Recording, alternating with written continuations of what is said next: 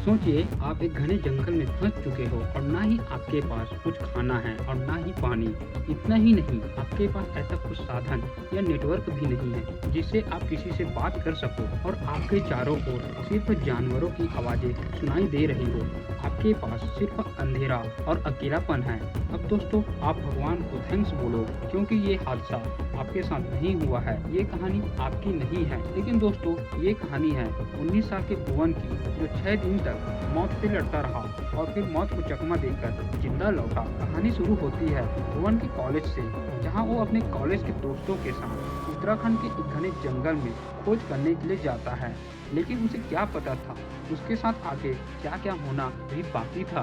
जंगल में भुवन अब उसके दोस्तों की खोज सब कुछ ठीक चल रहा था, लेकिन एक छोटा सा मोड़ आता है जो उसकी जिंदगी बदल कर रख देती है। होता कुछ ऐसा है, भुवन अपने दोस्तों से अलग एक पगडंडी पर अकेले ही आगे बढ़ जाता है और रास्ता भूल जाता है। अब वहाँ पर न किसी प्रकार का नेटवर्क है और न ही कोई लोग। सूरज अब ढलने लगता है, उसके चारों तरफ जंगली जानवरों का भयानक बसेरा है, जिनकी आवाजें साफ सुनाई दे रही थी। इनसे बचने के लिए भुवन पेड़ पर चढ़ जाता है और इसी पेड़ पर उसे पूरी रात बितानी पड़ती है, बिना कुछ खाए।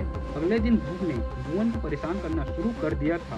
उसने कुछ फल खाए जो शायद जहरीले भी हो सकते थे, लेकिन इसे खाने के अलावा उसके पास और कोई चॉइस नहीं था। इतना ही नहीं दोस्तों, पानी की एक बूंद भी नहीं बची थी, तो उसने पेड़ों से टपकती बूंदों को एक पत्ते में इकट्ठा करके पीने लगा। अगले दिन भुवन को जमीन में कुछ ताजे पंजों के निशान दिखे, जो भालू और तेंदुआ के थे।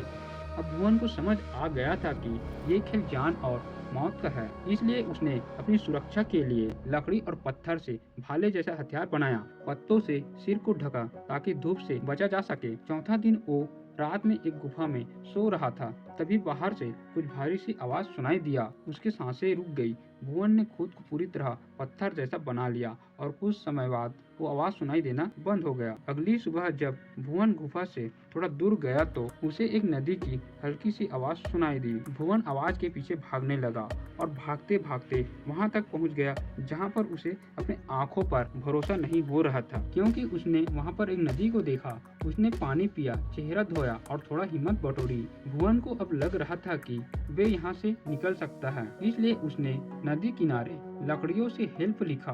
उसने पत्थरों को रगड़ कर आग जलाया और वहीं पर सो गया। छठवें दिन दोपहर में उसे ऊपर से एक हेलीकॉप्टर की हल्की आवाज सुनाई देती है।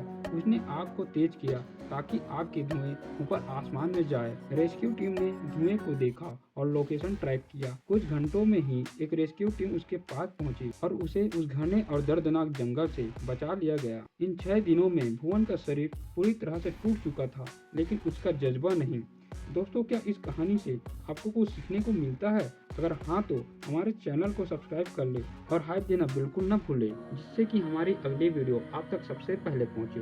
दोस्तों, ये कहानी हमें सिखाती है कि इंसान की सबसे बड़ी ताकत उसकी उम्मीद है। भुवन ने बिना किसी ट्रेनिंग के सिर्फ अपनी सोच और हिम्मत से जंगल को हराया। जंगल में उसने सब कुछ खो दिया था, लेकिन जीने की चाह बाकी थी और वही उसे उस जंगल से बाहर लाई। वीडियो अच्छी लगी हो तो लाइक और कमेंट कर देना। मेरे दोस्तों, आपका समय शुभ हो। जय हिंद।